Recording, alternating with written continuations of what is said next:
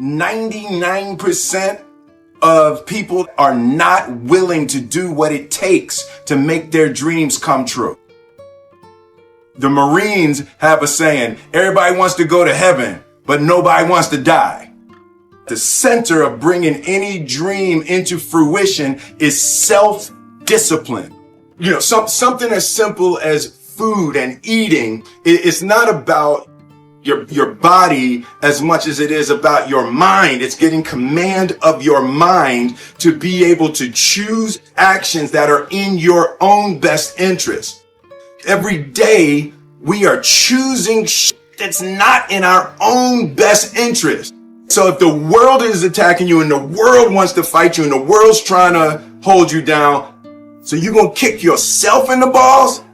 So you're going to stop yourself from getting what you dream.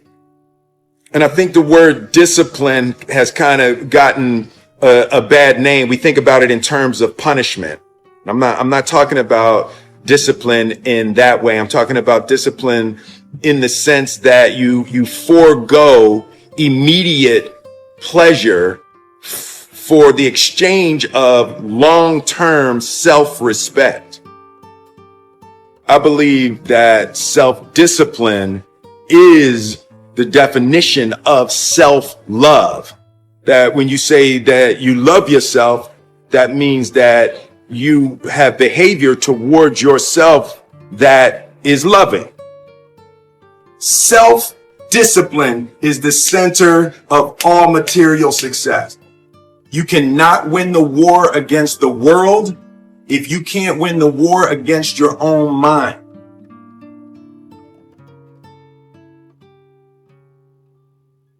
Self-love is when you say to yourself, man, look, I know you and that girl got a real connection.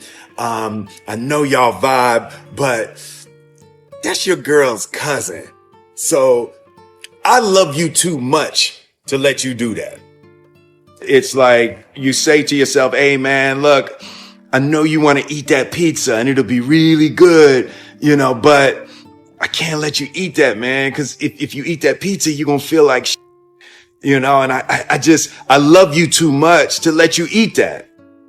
Self-love is, hey, look, I know you got a test on Monday, and I know you really want to go out with your friends. It's Saturday night. You want to go out, but if you fail that test, you're not going to feel good about yourself. I love you too much to let you go out tonight. Self-discipline is self-love. If you want to be happy, you have to love yourself, which means you have to discipline your behavior.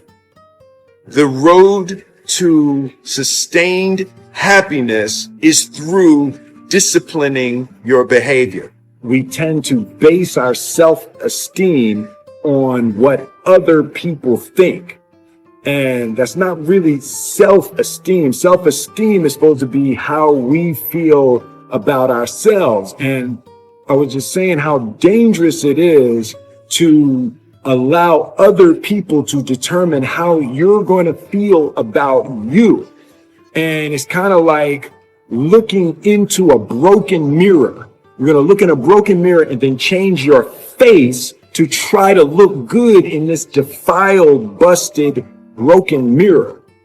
And it just, other people's opinions is a really way to determine how we feel about ourselves. It don't matter whose fault it is that something is broken if it's your responsibility to fix it. For example, it's not somebody's fault if their father was an abusive alcoholic, but it's for damn sure their responsibility to figure out how they're going to deal with those traumas and try to make a life out of it. It's not your fault if your partner cheated and ruined your marriage, but it is for damn sure your responsibility to figure out how to take that pain and how to overcome that and build a happy life for yourself.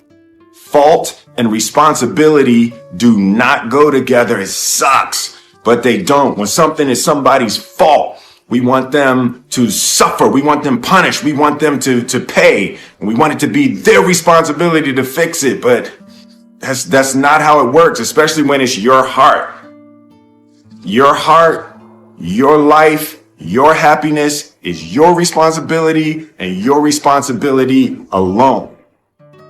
As long as we're pointing the finger and stuck in whose fault something is, we're jammed and trapped into victim mode. When you're in victim mode, you are stuck in suffering. The road to power is in taking responsibility.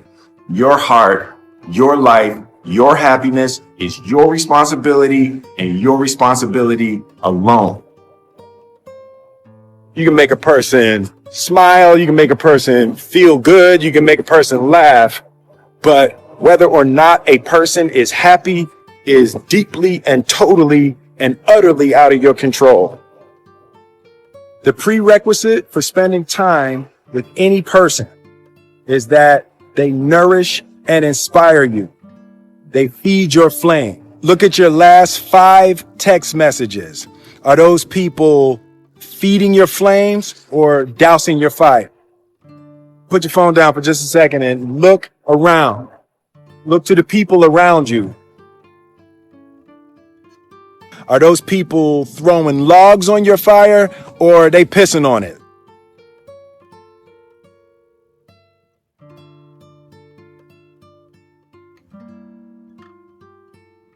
I want my life, I want my work, my family, I want it to mean something. And it's like, if you are not making someone else's life better, then you're wasting your time. The separation of talent and skill is one of the greatest misunderstood concepts for people who are trying to excel, who have dreams, that want to do things. Talent you have naturally. Skill is only developed by hours and hours and hours of beating on your craft. You don't try to build a wall. You don't set out to build a wall. You don't say, I'm going to build the biggest, baddest, greatest wall that's ever been built. You don't start there. You say, I'm going to lay this brick as perfectly as a brick can be laid. There will not be one brick on the face of the earth that's going to be laid better than this brick that I'm going to lay in this next 10 minutes.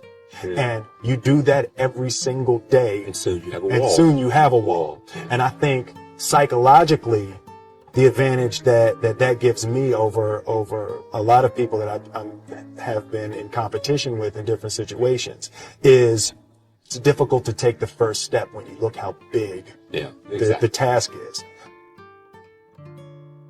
The definition of who I am is very clear to me, and it also redefines who I want to be, in that I know for a fact that I'm stronger than I thought I was. You know, you can't help but ask yourself the question, what would I do if I was in Muhammad Ali's shoes?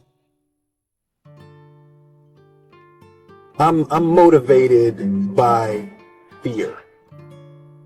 I hate being scared to do something. And I think what developed in my early days was the attitude that I started attacking things that I was scared of. Why were you scared in your bed the night before? What do you need that fear for? Just don't go. Why are you scared in your bed 16 hours before you jump? Why are you scared in the car? Why could you not enjoy breakfast? Fear is fear of what? You're nowhere even near the airplane. Everything up to the stepping out, there's actually no reason to be scared. It only just ruins your day. You don't have to jump.